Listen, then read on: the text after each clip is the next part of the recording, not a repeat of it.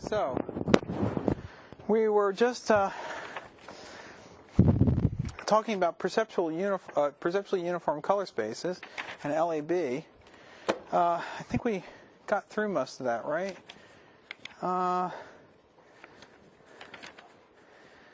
Okay. Yeah, I think that's basically what we're going to just do is say. So the essential idea is this. Hold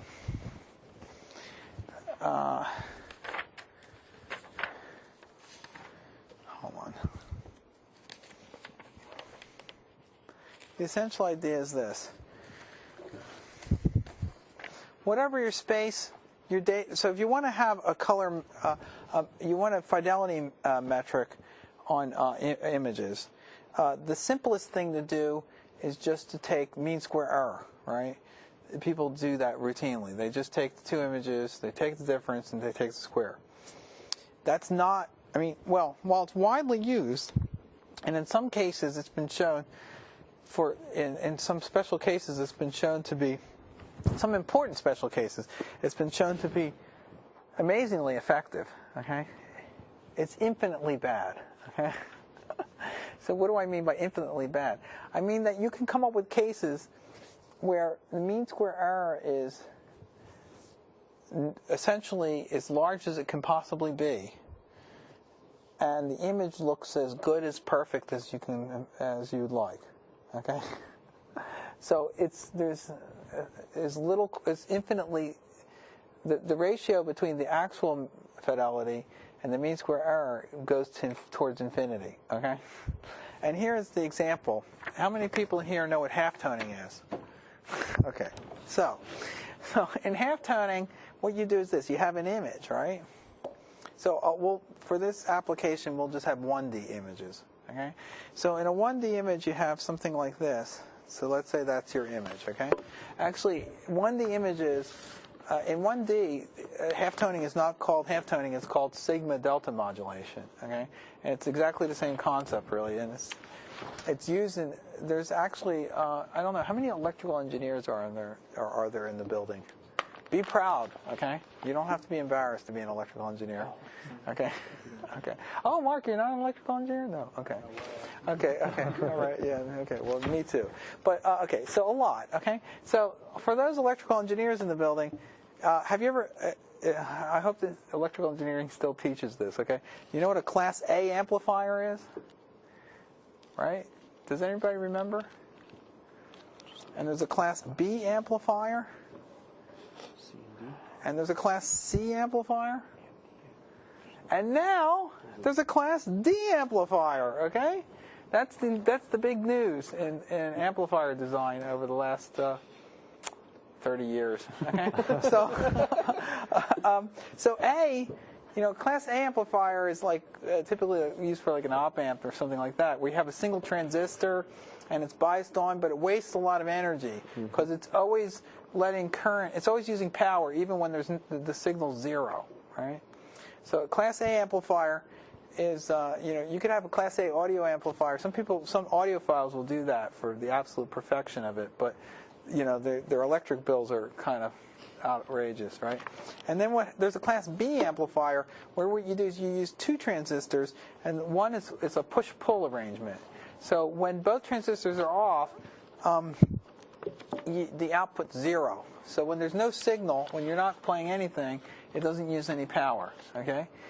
The problem with it is that when you transition between one transistor being on and the other, you get. Let me see if I can draw it. Oh, I'm really getting off into a tangent, but this is like a trip down memory lane for me. Okay. Let's see. So what happens? So Class A is like this. You have something like this. So. See, I really am an electrical engineer, okay? So this is plus V, right? And that's your signal, right? And this is the output, right? So that's a Class A amplifier. And then a Class B, you do a sort of a push-pull arrangement. So you usually have matched transistors. One is NPN, one is PNP.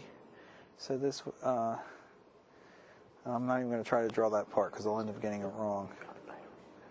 and then you do something like this, right? Okay. Isn't that how you do that? I think it is. Okay. Is there anybody who's disagreeing with me in the room?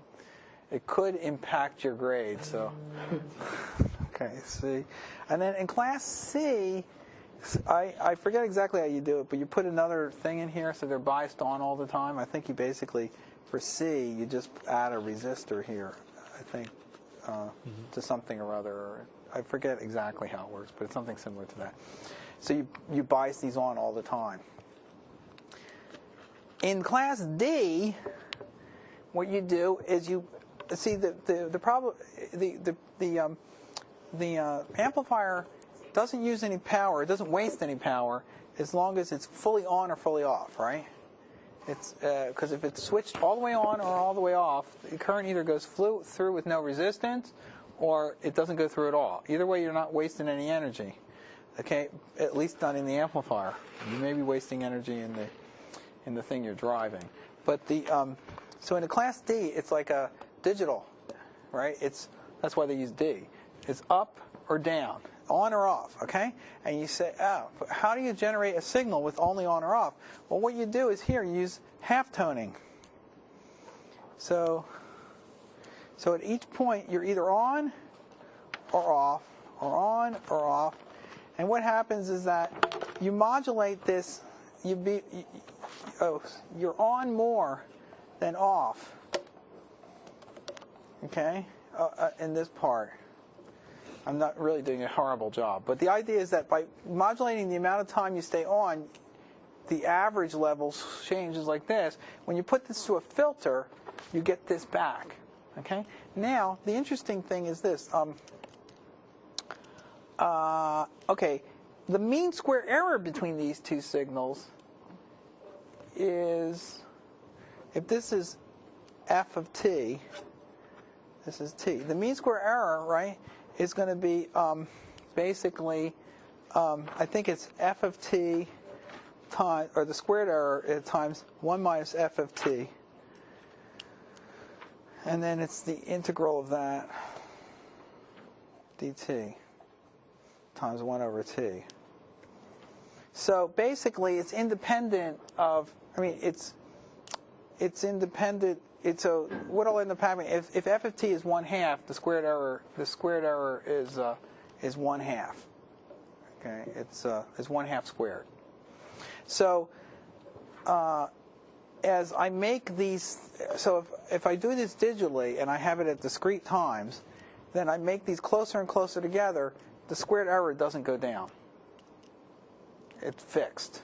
The mean square error is fixed. But as practice, as I get finer and finer here, the representation of this signal can be more and more precise.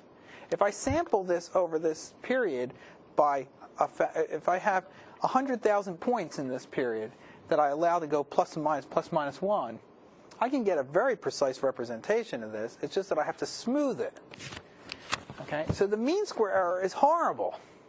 But if you showed me this as a binary pattern visually from a long distance, the images would look almost exactly the same, because when I low-pass filter it, this signal and this signal look almost the same.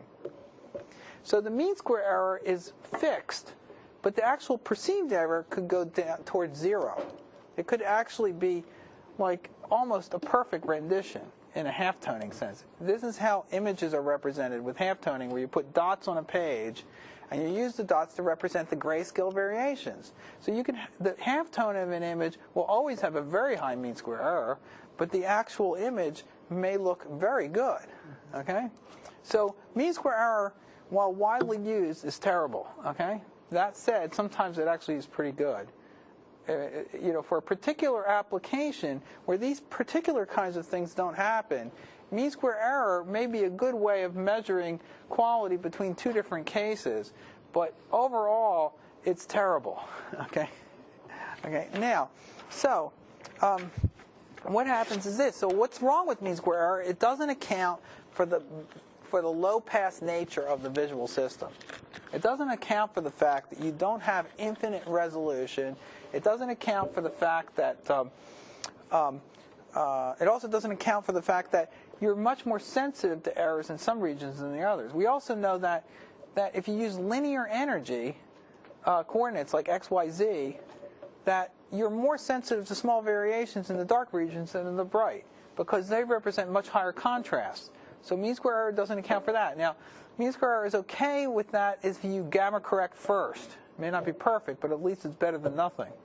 So, but you want to account for both those phenomena, the low-pass nature of the visual system and the fact that your sensitivity to distortion is different in different regions of the color space.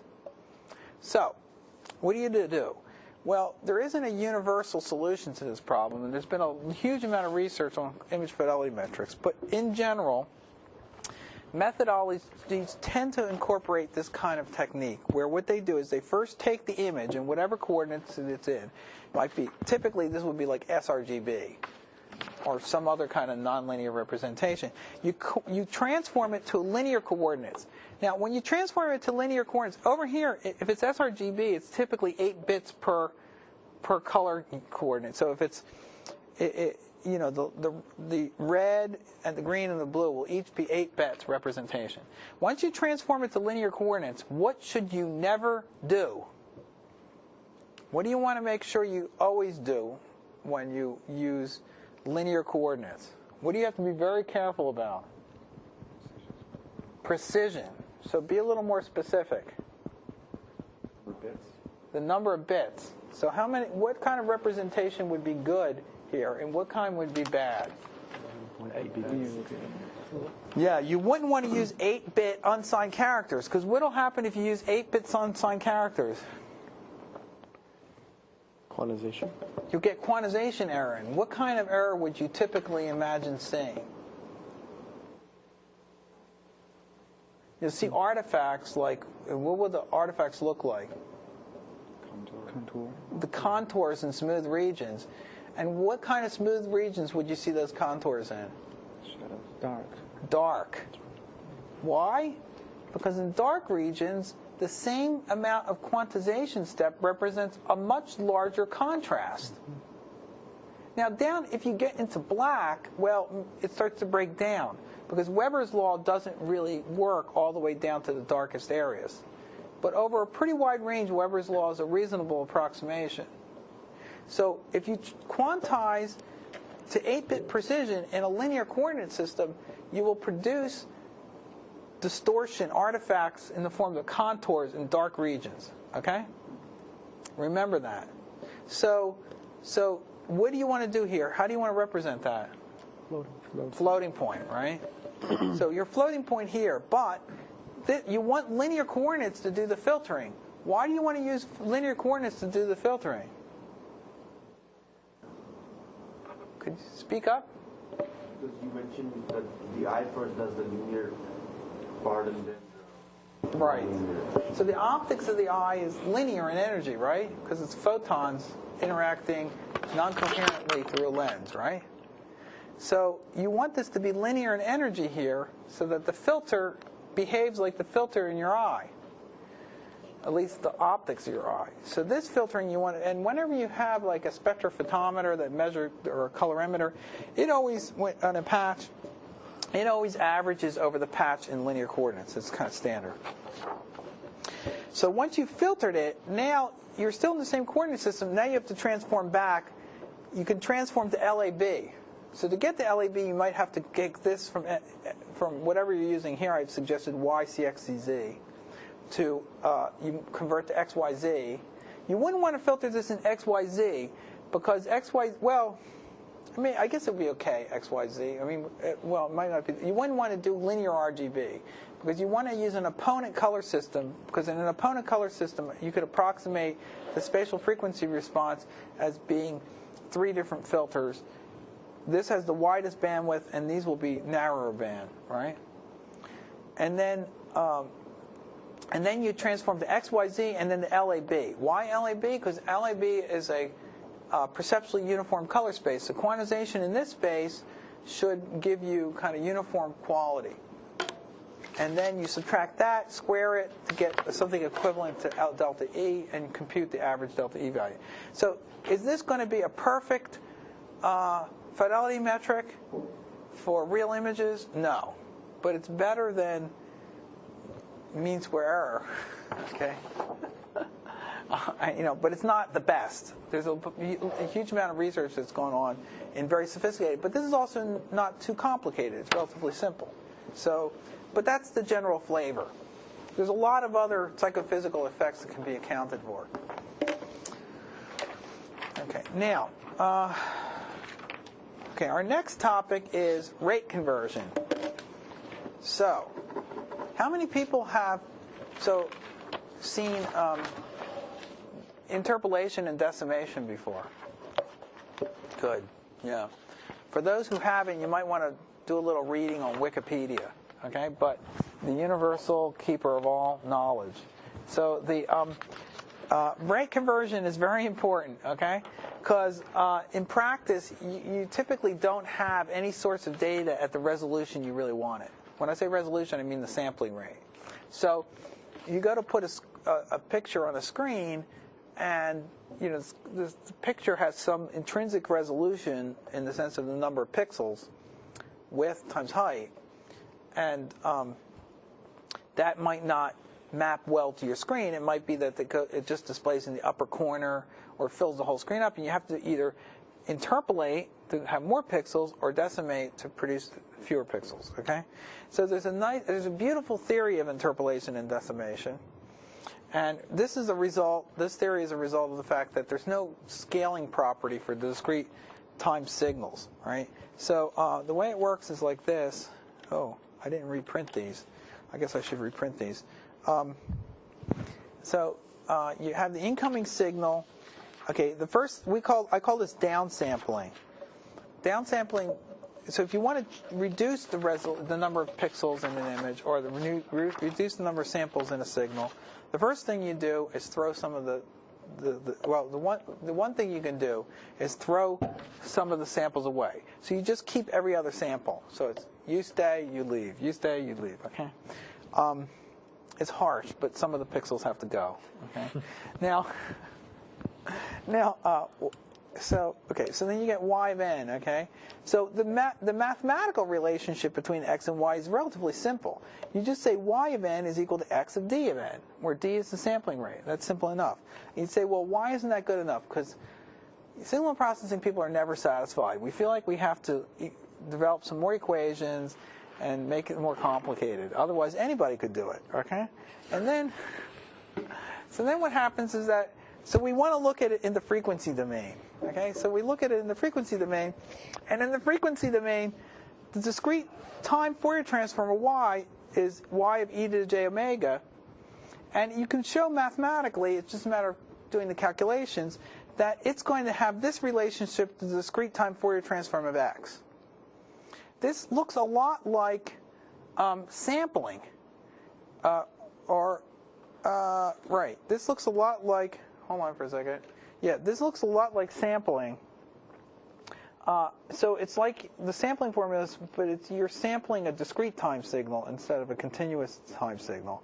So what happens is the key issue here is that you divide by d.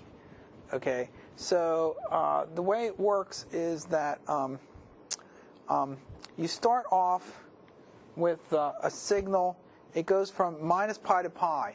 Pi is the highest frequency you can have in discrete time, because that means that every other sample is the opposite. It's plus 1, minus 1, plus 1, minus 1, right? So you can't have the frequency any higher than that. So this is the highest frequencies. When you decimate, what will end up happening is that the signal between minus pi, 2 pi over 2 and pi over 2 spreads out, and then you add it. So what will end up happening is that if you have a discrete time signal, so this is 0, this is pi, this is minus pi, this is 2 pi, this is 3 pi, okay? So you have a signal, this is pi over 2, this is pi minus pi over 2, this is pi over 2. So you have a signal that looks like this, okay? And then the signal looks like this, right? And then when you throw out every other sample, mathematically what happens is that the signal becomes like this. This is minus pi, this is pi, this is 0. This signal expands. Oops, it doesn't get taller, it just expands. See, because I'm dividing by d here. Now, what happens is the one over here, so here d equals 2. So this point here will go to 4 pi, so it kind of goes out of the picture. But, so that's pretty much that. So this is 2 pi, this is 3 pi. Okay, but what does happen, then there's a second term, so I sum from k equals 0 to 2, 0 to 1, so I get 2 terms. And the second term, then, this thing gets shifted over to here, so it looks like this. All right? And then this becomes, this is minus pi, this is minus 2 pi, and this is minus 3 pi. So it'll look like this. Now, this all worked because this part here was empty. Mm-hmm. If that had not been empty, that would have aliased out to here. And we would have gotten aliasing. So you want to avoid that because aliasing will cause something that you can no longer recover. And effectively, if this is empty, it's as if you took the analog signal that was band limited. Let's say that the signal was band limited to 1 kilohertz, and you sampled it at 4 kilohertz. So you would have sampled it too high, because the minimum rate is 2 kilohertz. You could have done just 2, but instead you sampled it at 4. So what will end up happening is this section here will be empty. So when you decimate it, it just fills it up. So it's as if you had sampled at the lower rate, and that makes sense, because, gosh, if you sample it twice the rate necessary, and then you throw half the values out, the ones that are left over is the ones you would have gotten if you had only sampled at the minimum rate to start off with. So basically, now the problem is, what if you didn't sample at too high a rate? If you didn't sample at too high a rate, then you have this extra signal in here. Now, so actually, I had a student, okay, who didn't take 637, who was one of my graduate students, and his name will go unmentioned, okay?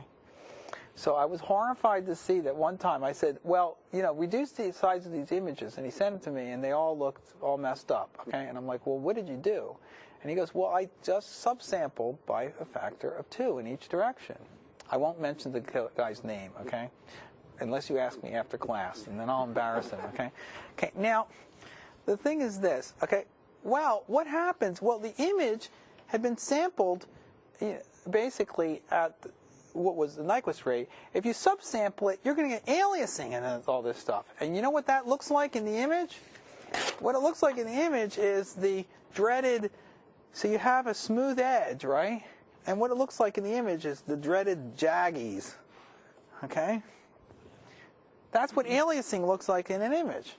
So what do you want to do to avoid the dreaded jaggies, okay, is that you want to filter the image first to remove these high frequencies that would alias. And then when you filter it and then sample, then you don't get the jaggies. Then you just get kind of a smooth version of the edge. Now, of course, you lose detail because now you don't have as many high frequencies, but you don't get offensive artifacts, yeah?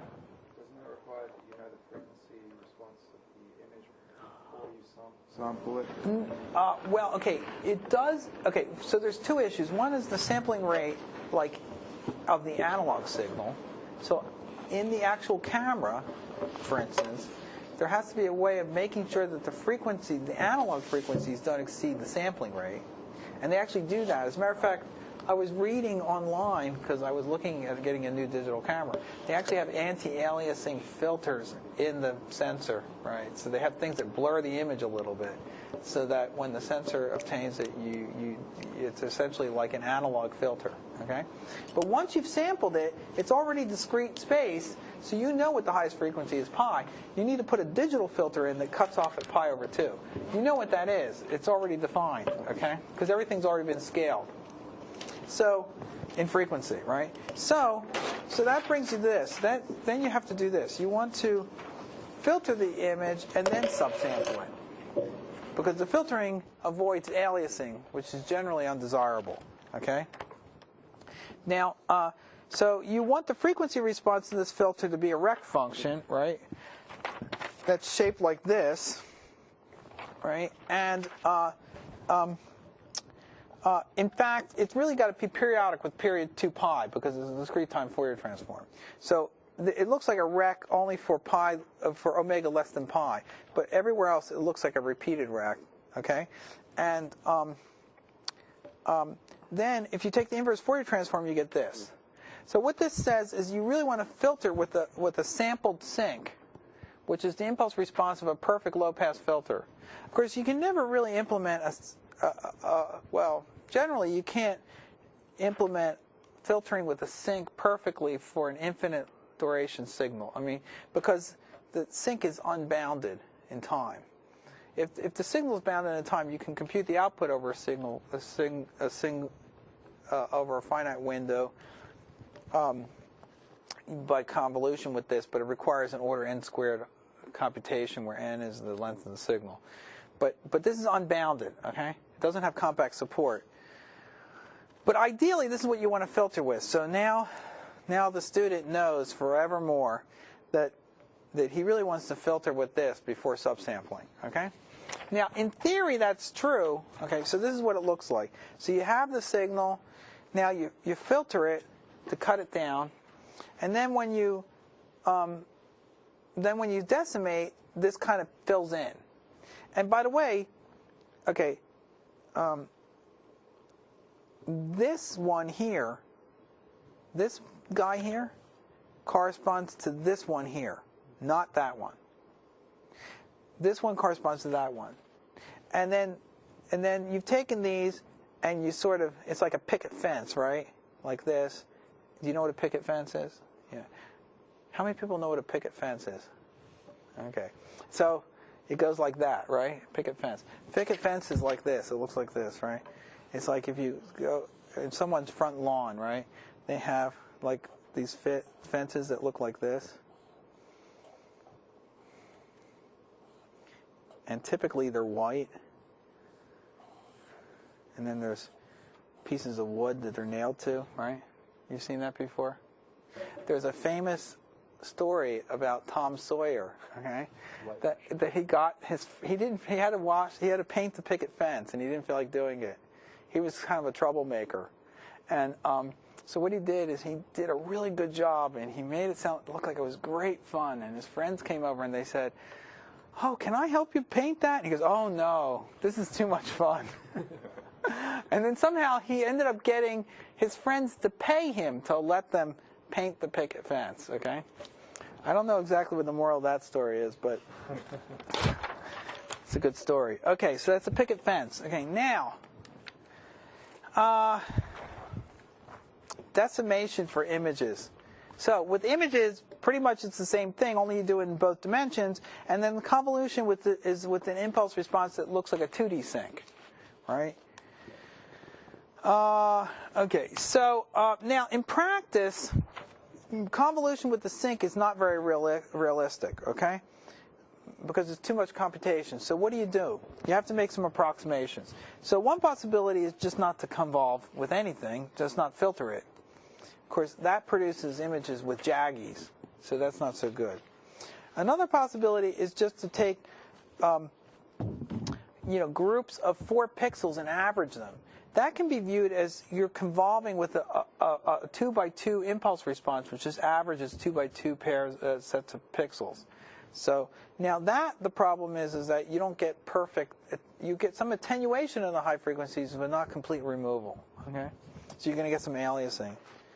And then, of course, the other possibility is to use the sinc function, but the computation is very high. Okay, and this is what it looks like. So this would be the block averaging. I can't even draw the case of the impulse because it just isn't. It's like just a point, right? But this is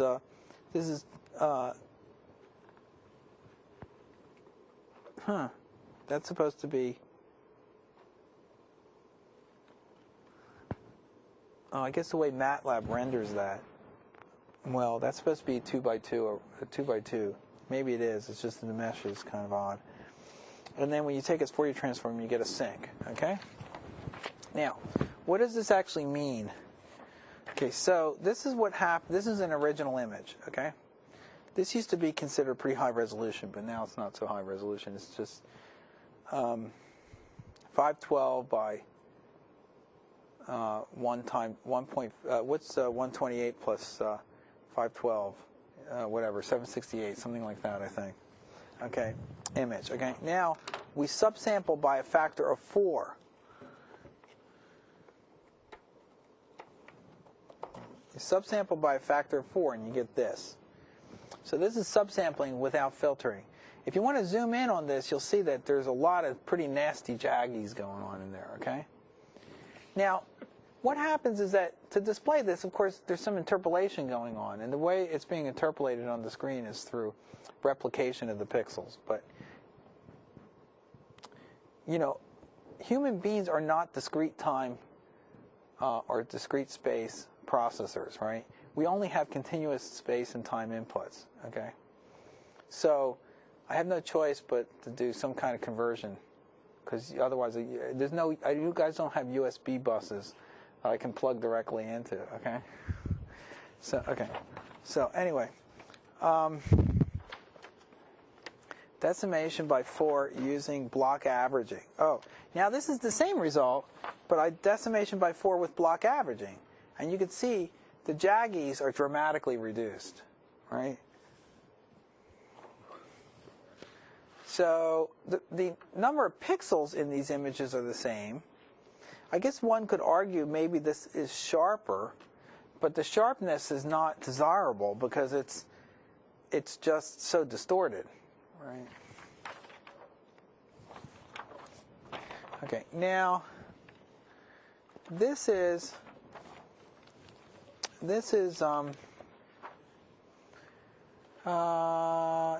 interpolation. This is decimation using a sinc filter. So if we zoom in on this, this should look the best you would expect, theoretically speaking. That's block averaging. That's sinc filter.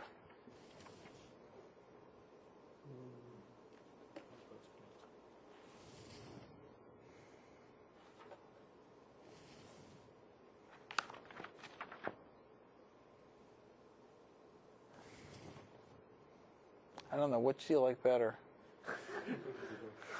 They're both pretty close, right? I think there's places where you might find, see over here, like it's a little bit blocky,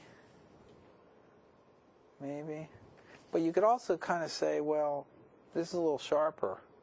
So is it worth enormous amounts of additional computation to get this? Probably not. So that's pretty good. And there's subsampling by 8. It's pretty horrendous, huh? Yeah. Actually, this looks better. Can we zoom out just a little bit? Actually, you know what to do? Zoom out all the way as far as you can. It looks better like that, right? Because now we get the filter associated with the modulation transfer function of the camera is lower when it's further away. And if you squint, it even looks better, okay? So actually there was a famous, like an illusion, you might say, a picture of Abraham Lincoln, you know? And it's very low resolution. You look at it and you can't see anything. And then you say squint. When you squint, you see Abraham Lincoln because you've cut out all the alias frequencies, right?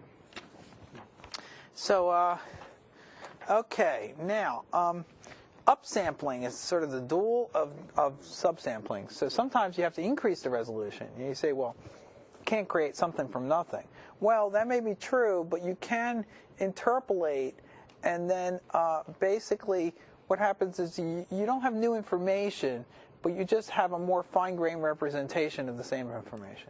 So this happens a lot. Like, well, first of all, one of the biggest applications of this is, okay, this is really old-fashioned stuff. I mean, I've been here too long. What can I tell you? But when I started here, people still mostly use analog. I mean, it was very common to still use analog audio, right? And then, so one of the great, and there were basically digital audio was still just becoming really popular, and they had CD players. And one of the big hot things for the CD players was that rather than getting the regular CD player, you could get the one with 8 times oversampling, okay? And you'd go in, and it was just amazing the explanations you'd get from the salespeople about the signal processing going on there. It was entirely new viewpoints on the whole issue. So, but basically what happens is that you sample at roughly approximately 44 kilohertz, okay? Because the general thinking is that you want to maintain frequencies up to 20 kilohertz. So the Nyquist rate would be 40, but they oversample by about 10% so that they have some margin there. So they sample at 44 kilohertz. Now the problem is, at that point, you're sampling almost exactly a Nyquist. So the reconstruction is pretty tricky, because what has to happen now, well, you put this in an D to A converter, and then you have to have very precise analog filters to remove the alias components.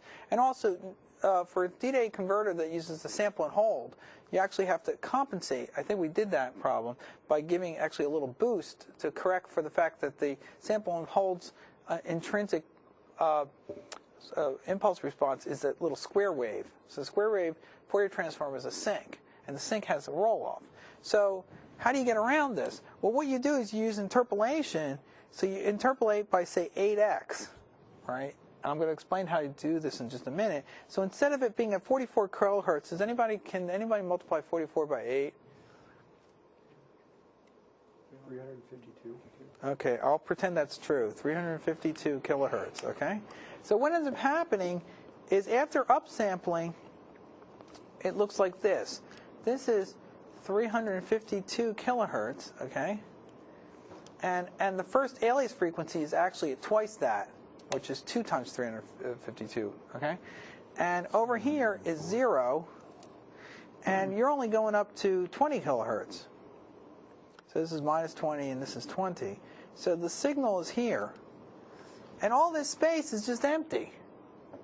Because with the interpolation and the digital filters, you basically got rid of all this. Now you put it into a D to A converter that runs at 352 kilohertz, and the first alias signal is way over here at, what's 2 times 352? 704. 704. It's 704 kilohertz, okay?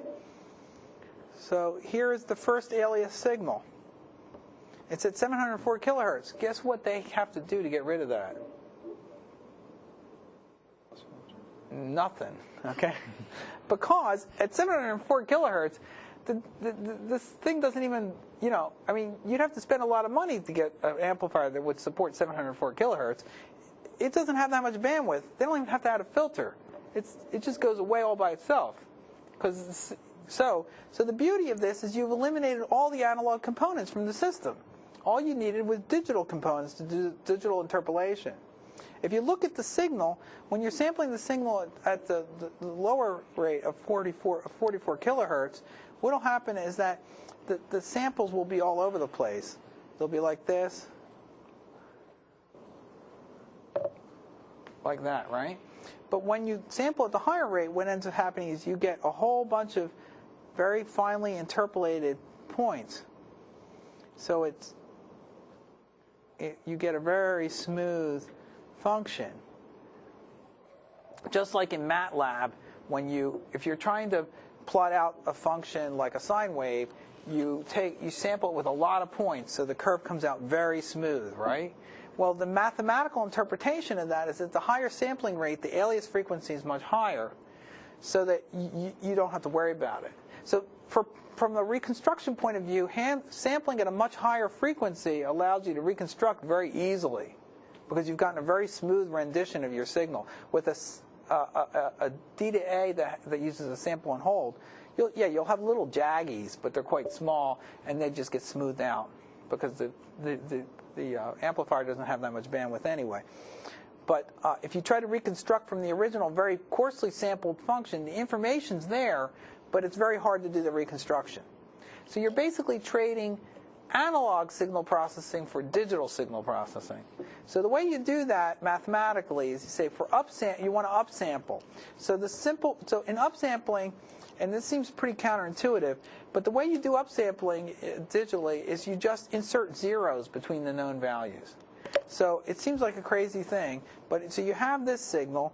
The units here along the axis are samples, so this is discrete time. So I've compressed it so that they align correctly, because I'm upsampling here by a factor of 3. So that means between every 2 known points, I just put zeros. So you can see every third point is not 0, but then the intermediate points are 0, right? So now what happens is you can look at that in the frequency domain, and in the frequency domain, that looks like this. In the frequency domain, what that means is that you're going to take this signal is periodic with period 2 pi. So if you compress it, it remains periodic with period 2 pi. So basically, the frequency response after interpolation is the old frequency response with just an L inserted in here, where L is the interpolation factor. So this thing, the points pi and minus pi go to pi over 3 and minus pi over 3. And now you get just repeated versions. Now, this signal, I mean, this is a pretty bad interpolation of that signal, right? Because it's just zeros rather than anything reasonable. But you can make this interpolation accurate by removing these alias frequencies. So everything above pi over 3 you just remove.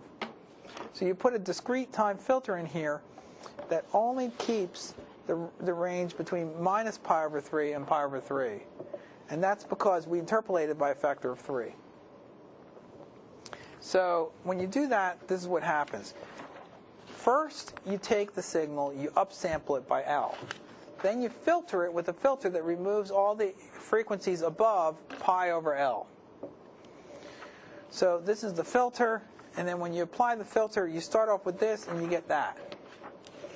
Now the frequency response, the impulse response to that filter. So this is the frequency response to the filter is this. It's using this function I defined, prect. Okay, it's just a periodic rectangular function where it has a bandwidth of pi over 3 or pi over L. And if you take the inverse discrete time Fourier transform of that, you get a sinc function sampled at n over L. Okay, so that's pretty much what happens. Next time we'll just go over this fast and finish up this material on interpolation and then get into image restoration, I think. Yeah. So see you next time. Thanks.